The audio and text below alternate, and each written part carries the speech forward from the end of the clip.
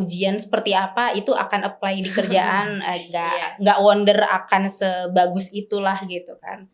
Cuman yang aku harapin sih, kalau bisa kita tuh tahu konsep gitu. Konsepnya jadi RI itu apa sih?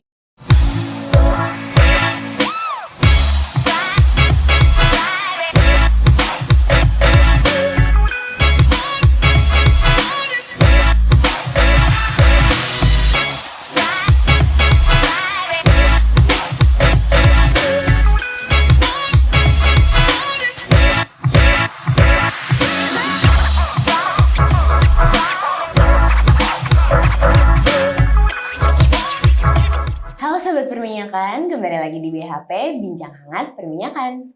Di episode kali ini kita bakal ngobrol-ngobrol tentang Explore the World as a Reservoir Engineer, yang nantinya bakal ngebahas tentang gimana sih kehidupan as a Reservoir Engineer. Nah, yang pastinya di sini kita udah kedatangan salah satu senior kita yang berprofesi sebagai Reservoir Engineer. Tapi sebelumnya kita mau perkenalkan diri dulu, aku Syahnas. Dan aku Anis. Yang selama 30 menit ke depan kita bakal ditemenin sama Kak Eka. Halo Kak Eka. Halo. Sebelumnya makasih banyak udah mau nyempatin diri untuk datang ke sini. Mungkin bisa diperkenalkan diri dulu Kak. Oke, namaku Eka, aku di Perminyakan Trisakti angkatan 2008. Saat ini title aku di kantor kebetulan di Saka Energi Indonesia itu sebagai Reservoir Engineer. Oke, salam kenal ya Kak. Tadi apa kabar? Gimana perjalanannya ke sini? Pertama kali ya. Jadi ya udah pakai Google Map aja. Oh. Kalau boleh tahu nih Kak, kan kita sekarang lagi bahas tentang Reservoir Engineer nih. Kakak sendiri udah berapa lama sih Kak berkarir as a Reservoir Engineer? Oke, kalau berkarir di Reservoir Engineer sendiri sih aku sebenarnya nih ya, awalnya lulusnya tuh kerja pertama kali jadi prot-eng, ya kan. Kemudian masuk di Saka 2014, ya kan. Sebelumnya di Pertamina EP gitu. Terus 2014 di Saka itu sebagai prot-eng dulu, junior prot-eng itu selama sampai 2017, ya kan. Nah, 2017 itu kemudian kita ada sistem development. Jadi ditanya mau jadi RI nggak, kata dia gitu. Aku nyebutnya RI ya gitu. Oh, mau jadi RI nggak? Oh ya udah boleh gitu kan. Nah semenjak itu aku jadi RI dari 2017 sampai sekarang berarti 5 tahun ya. 5 tahun plus 2 tahun jadi prot-eng gitu. Berarti udah cukup lebih lama jadi reservoir daripada production ya Kak? Kira-kira kenapa sih Kak dari production pindah ke reservoir gitu? Kenapa lebih tertarik ke reservoir atau gimana? Awalnya tuh karena kesempatan ya, maksudnya kalau masih muda gitu kan, terus juga kita kan pengalaman kerja nggak mau di situ-situ aja, jadi waktu itu karena ada sistem development juga di kantor, ya kenapa enggak ditawarin langsung kan sama bos gitu, oke kenapa nggak dicoba gitu, karena basicnya juga waktu kuliah tugas akhirnya ngambilnya kan reservoir kan gitu. Iya. Oke, aku mau mewakilin mungkin buat yang belum mengerti banget tentang reservoir. Sebenarnya di reservoir tuh ngerjain apa aja sih Kak? Nah, ini kalau di lingkup kerja ya, balik lagi ya. Kalau misalnya reservoir kan yang kita tahu ya tentang reservoir itu sendiri ya, mungkin ya tentang pressure apa segala macam. Cuman aku di sini kayaknya nggak akan ngebahas detail seperti itu ya. Kalau di reservoir sendiri kita diajak bekerja itu ya tergantung environment di kantor itu reservoirnya seperti apa gitu. Mungkin kalau misalnya Syahnas atau Anis itu yang paling tahu tuh apa sih, coba simulasi gitu kan, atau apa sih ya, material balance kayak gitu. Ya itu common sih gitu. Ya itu common, cuman di samping itu tuh sebenarnya banyak banget gitu. Jadi nggak cuma di situ-situ aja. Berarti apa awal? Siapa mau nanya dulu? Lebih di office atau di site Kak? Aku sih lebih di office, cuman kebetulan tuh kantor aku waktu itu kayak mau discovery sumur gitu kan. Nah aku dapet kesempatan tuh jadi di SD engineer di situ buat in charge ya kan. Jadi ke lapangan. Nah, kalau kayak di ST gitu kan jarang-jarangnya terjadi ya, karena itu kan sumur-sumur eksplorasi gitu kan. Jadi ya lumayan, jadi dapat kesempatannya banyak banget. Jadi reservoir engineer tuh luas gitu. Kalau menurutku sih luas ya gitu. Oke. Nah, tapi kan Kak, kita nih sekarang lagi lagi menjalani masa pandemi. Nah, kemarin tuh gimana sih Kak? Apa ada perbedaannya? Maksudnya sebelum pandemi sama setelah pandemi gitu. Sebenarnya karena basicnya di office ya, nggak ada perbedaan sih. Ya paling tools ya. Kalau biasanya kan kita ke kantor disediain komputer apa segala macam, ini Untuk kan software gitu ya Kak? iya gitu. Ini kan cuman di rumah kayak koneksi internet ya, sebenarnya tools aja sih. Tapi kalau untuk masalah kinerja atau apa sih kita nggak ada ini sih, nggak ada kendala sih. Ya kerja-kerja aja gitu. Kalau dari yang tools itu kita kan kalau reservoir itu biasanya pakai software gitu ya Kak. Kalau Kakak biasanya softwarenya gimana yang Kakak pakai? Nih, sebenarnya kalau reservoir itu asal kita tahu konsepnya, kan kita udah belajar ya di perminyakan seperti apa gitu kan. Kalau kalau tools kayak tools simulasi apa itu kan sebenarnya ngebantu kita sih untuk kerja tuh lebih cepat. Dan kita bisa integrasi sama yang lain seperti kayak GNG atau mungkin sama production engineer gitu kan. Atau mungkin sama drilling engineer gitu kan. Nah, kalau di tempat aku sendiri sih ya pakainya sih simulasi ya, reservoir gitu. Terus selain itu ya yang lain-lain masih banyak sih gitu, kayak misalkan material balance kalau kamu tahu, mungkin ini sebut merek ya, Petex atau ini yang aku pakai di kantor aku. Cuman mungkin di teman-teman yang lain nih yang udah expertise di reservoir engineer pasti udah pakai yang lain gitu kan. Masih banyak sih kayak gitu. Kalau material balance itu berarti ngitung manual ya Kak? Kalau material balance, kalau di aku sih nggak ngitung manual ya. Gitu. Karena pakai software juga? iya, pakai software itu tadi yang namanya Petex. Jadi kalau Petex tuh ada gap, ada material balance, ada prosper gitu. Kayak gitu. Oke, aku mau nanya lagi nih Kak, flashback pas Kakak pertama kali keterima di posisi reservoir engineer. Itu gimana sih Kak rasanya? Rasanya sih sebenarnya lebih ke ini nih opportunity gede gitu buat aku. Kenapa gini?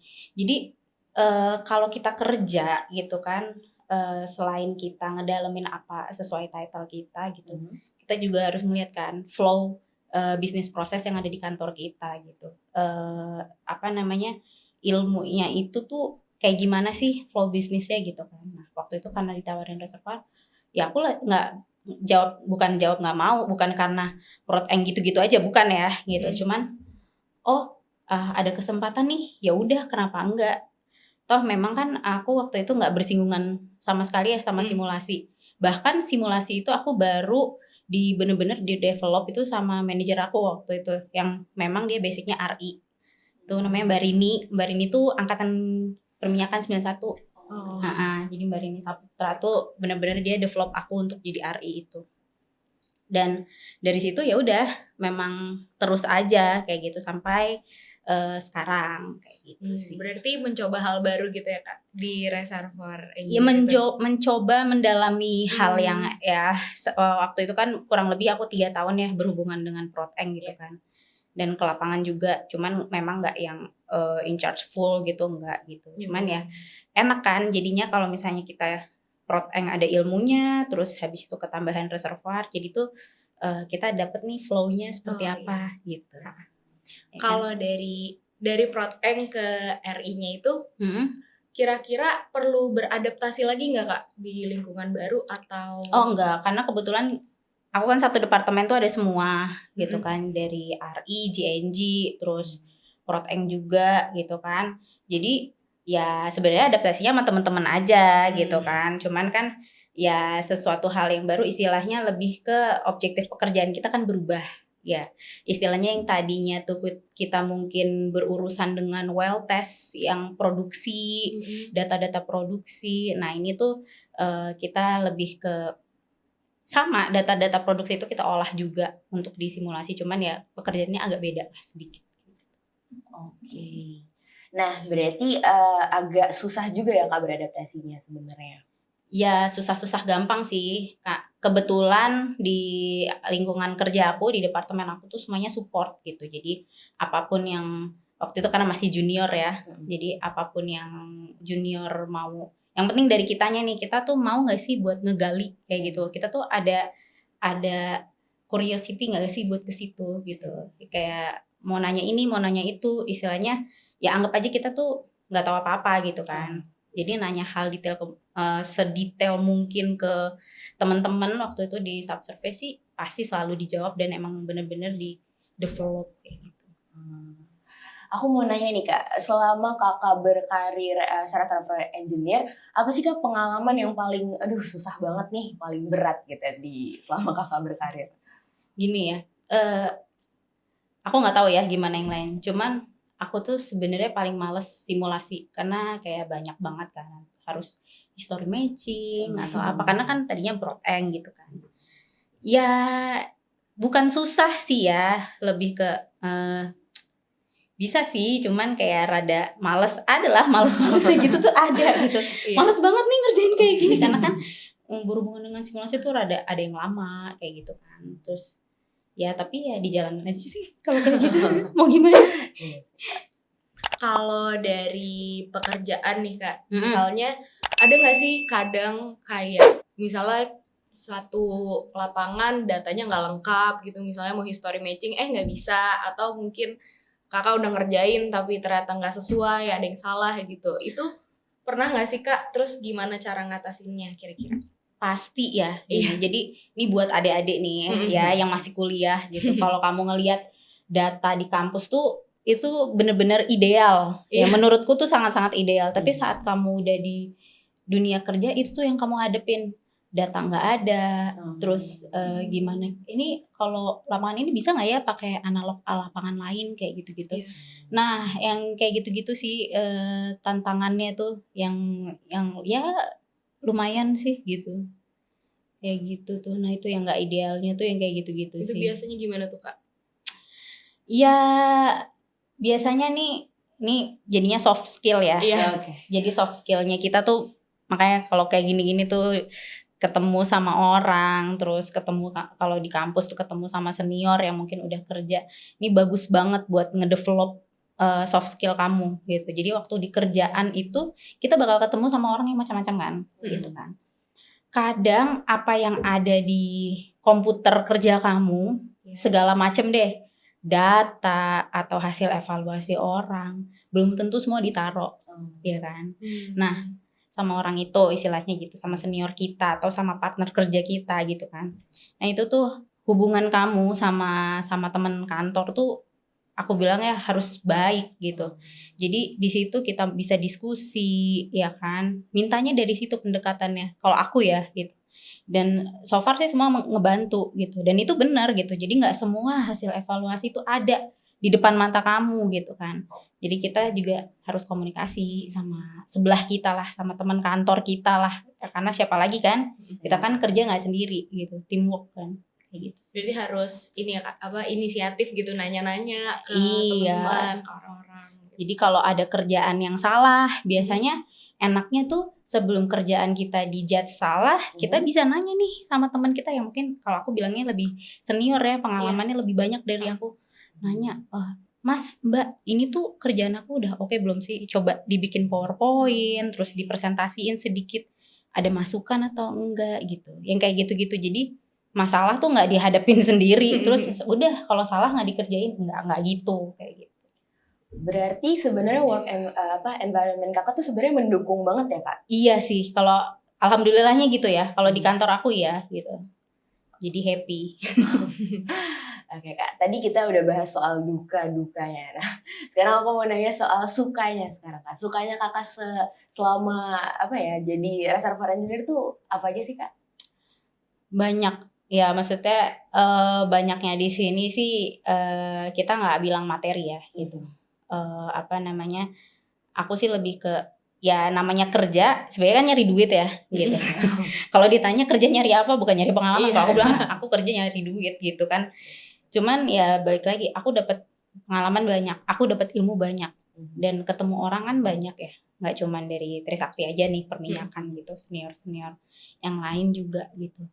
Jadi ya sukanya itu segala sesuatu yang susah, yang baru, yang kita nggak tahu gitu kan.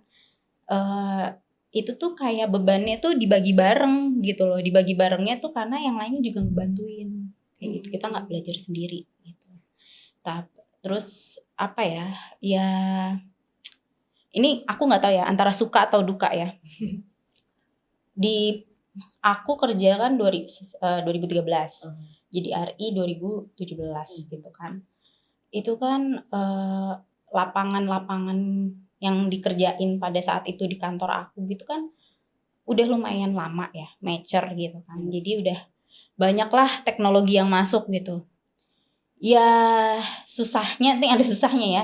Itu tuh bener-bener kayak nyari sesuatu yang harus beda sama yang sebelumnya.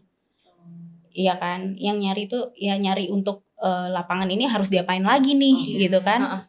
Karena kondisi lapangan juga udah lama, jadi kan banyak gitu. Apa sih kita tuh mau optimalisasi pakai apa lagi sih?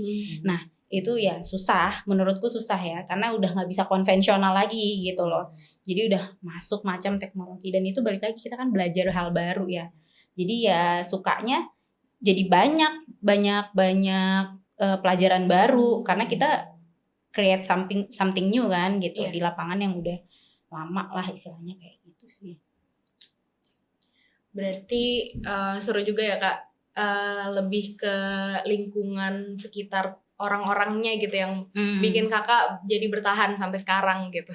Iya, kayak gitu sih. Karena kerjaannya juga lumayan challenging ya tiap tahun gitu. Lumayan susah juga ya Kak. Tapi karena dari aku dengar-dengar nih kayaknya lumayan susah juga ya Kak buat jadi reservoir engineer kalau nggak ada bantuan orang-orang gitu. Kira-kira ada nggak sih Kak tips and trick gitu nih dari Kakak buat kita yang mahasiswa? Kayak apa sih yang perlu kita siapin dari sekarang kalau misalnya pengen jadi reservoir engineer? Jadi reservoir engineer. Bingung nih. Sebenarnya ya basic sih. Kalian kan kuliah nih sama ibu-ibu dosen, bapak-bapak dosen gitu kan. Sebenarnya balik lagi kalau kuliah itu kan kita lihat konsep ya gitu. Jadi kamu jangan lihat ya soal ujian seperti apa itu akan apply di kerjaan nggak wonder akan sebagus itulah gitu kan. Cuman yang aku harapin sih kalau bisa kita tuh tahu konsep gitu. Konsepnya jadi RI itu apa sih? Kayak gitu kan. Nanti setelah itu kita develop terus gitu. Apa-apa aja sih yang emang nyambung sama RI? Ya itu dari perkuliahan ya dari kuliahnya itu gitu kan. Nanti di situ kamu juga tahu minat kamu apakah benar di RI atau minat kamu ke yang lain gitu. Apakah semata-mata karena nilai RI kamu bagus jadinya pengen jadi RI gitu kan, atau nggak mau jadi RI deh susah gitu. Ya sebenarnya sih apa yang kamu terima sekarang nih di kuliah, ilmunya dari bapak ibu itu benar-benar kamu ambil semua gitu. Kalau bisa ya gimana caranya jangan sampai hilang lah sampai kerja gitu, konsep dasarnya itu ya gitu. Nantinya kan juga akan ngikutin sendiri gitu. Kalau ditanya biasanya sih kan balik lagi konsep-konsep dasar itu pasti keluar lagi lah kalau jadi RI gitu kan. Nggak jadi RI aja sih, proteng pun juga, drilling pun juga gitu. Bukan semata-mata yang lainnya nggak butuh itu gitu. Tapi kalau menurutku ya udah pelajaran yang di kuliah tuh benar-benar dipelajarin, jangan sampai lupa. Tapi Kak masih lupa loh. Tapi Kak kalau dari Kakak kan pernah di proteng juga kan? Itu ada korelasinya nggak sih sama yang di reservoir? Oh pasti. Mirip-mirip atau? Sebenarnya beda ini aja sih, beda yang kamu kerjain aja gitu. Kalau production engineer kebetulan kalau di kantor aku tuh lebih banyak ngurusin sumurnya gitu kan. Kalau misalkan di reservoir engineer di tempat aku nggak cuman selain sumur gitu kan, tapi banyak yang lain gitu. Jadi kalau sekarang nih environmentnya kalau aku kerja nih karena ngikutin bisnis proses di perusahaan gitu ya, kita tuh istilahnya cadangan, kamu tahu kan cadangan gitu kan. gimana sih seberapa kaya kita itu kan siapa lagi kalau yang prediksi kalau nggak kita kan engineer gitu, khususnya kalau di aku reservoir engineer gitu kan. Jadi si reservoir ini tuh yang menentukan juga gitu seberapa besar sih kekayaan perusahaan itu gitu loh, seberapa lama gitu kita bisa produksi ini gitu. Jadi di situ tuh benar-benar kita nggak hanya technical tapi juga tahu gitu gimana sih flow-nya di bisnis prosesnya di kantor kita masing-masing kayak gitu. Apakah wah harus istilahnya sekaya mungkin nih, tapi realitanya bisa nggak sih sekaya itu kayak gitu. Namanya perusahaan kan kayak gitu kan, mau sekaya mungkin kita punya cadangan sebesar mungkin, tapi apa benar sih segitu kayak gitu. Kayak gitu-gitu sih.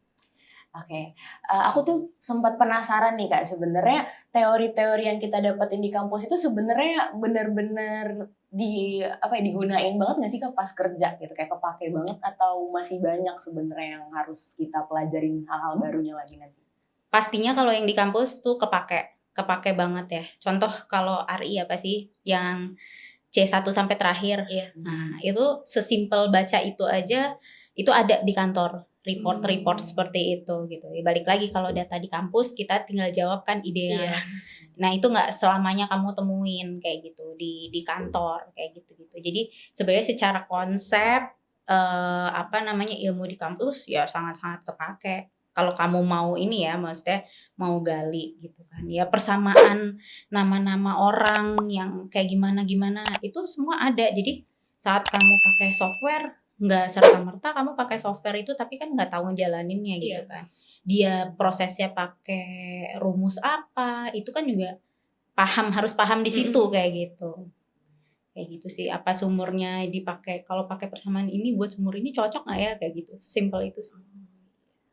Tapi pas kakak kerja itu nanti yang teori-teori yang kakak dapetin di kampus itu selain kakak tanya-tanya ke yang udah kerja di situ, kakak dapetin biasanya di mana Kak? Paper, baca paper, baca buku, atau ya dari teman-teman situ kalau misalnya Mas atau Mbak, aku mau nyari ini tuh, oh kamu ke sini aja nih biasanya kayak gitu. Baca ini nih, baca itu tuh gitu. Kan kadang kita bingung ya ini mau baca yang mana ya, apalagi kalau anak-anak baru tuh gitu tuh.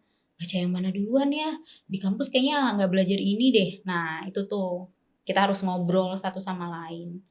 Kayak gitu sih. Berarti balik lagi ke soft skill tadi ya Kak? Iya dong. Harus pinter-pinter nih kita ngobrol ke teman-teman gitu. Iya, dan juga kita jangan nanya-nanya doang, tapi ternyata outputnya mana nih? Tetap nggak bisa, jadi juga harus fast learner juga gitu kan. Harus cepat beradaptasi gitu.